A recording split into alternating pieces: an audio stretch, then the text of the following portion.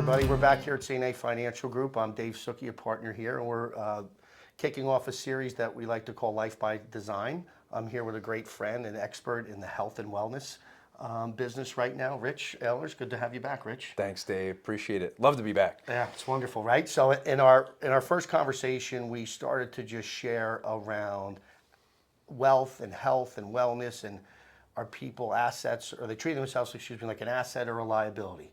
So Rich, you've had a lot of experience like that. So speak to that a little bit. Like, how do you look at your life and feel like I am filling up the asset side and not the liability side? Yeah, so this is a great question.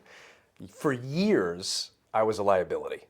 For years, I was taking more deductions or money or draws out of the account, my personal account, than actually investing in myself.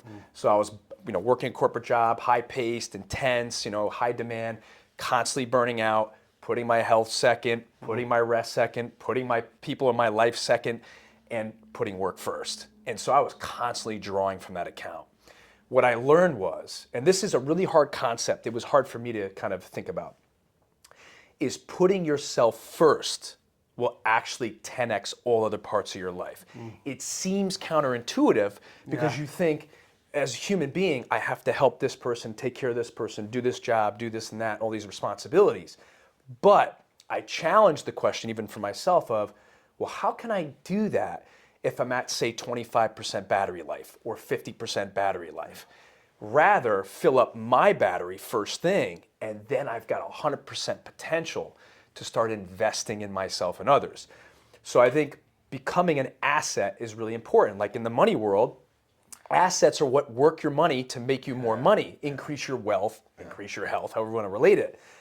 You don't want to be drawing and become a liability. You don't want the property or the investment that you call an investment to constantly be draining your account.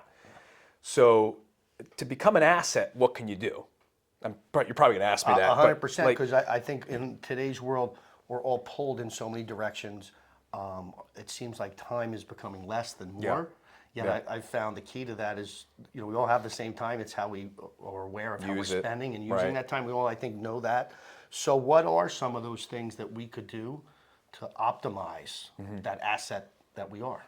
Yeah, so I think for me, and it may be different for all types of people how they want to adjust their life, but I think one of the most important things to do is prioritize your health first. So probably investing in your nutrition. How are you eating? How are you sleeping? How are you moving? And I'm not saying you need to change all these right now. What I'm saying is pick something. Maybe you just decide to meditate for 15 minutes a day. Like that. Now, to your point, you're talking about time, that we feel like time is pressed and we're always feeling like there's not enough time. Meditation actually expands time because we slow the world down by going introspective rather than allowing the brain to run us and constantly be external.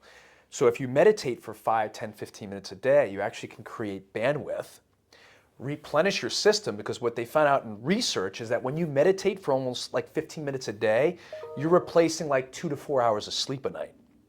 So just that alone, if you want to make one change, meditate for 5 to 15 minutes a day. In your experience, so I've meditated, I have friends that will come to me and say, I just can't turn the noise off. I can't turn the noise. Like, how do you do that? Yeah.